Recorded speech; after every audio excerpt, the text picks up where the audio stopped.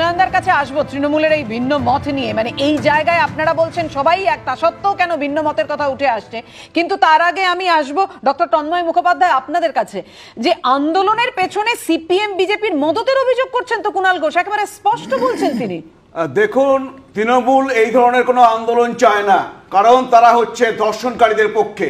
শাহজাহানের পেছনে তারা যেভাবে দাঁড়িয়েছে সেটাই প্রমাণ করেছে।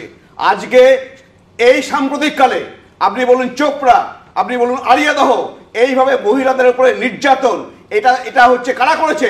সবাই তৃণমূলের।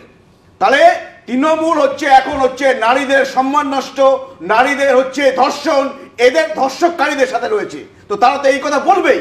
তারা কখনোই চাইবে না যে পশ্চিমবঙ্গে ধর্ষণ বন্ধ হওয়ার জন্য কেউ কোনো আন্দোলন করুক, কারণ তাদের পার্টিতে রয়েছে বহু হচ্ছে নেতা বা পদাধিকারী, তারা অ্যাকচুয়ালি ধর্ষক, সেটা প্রমাণ হয়েছে।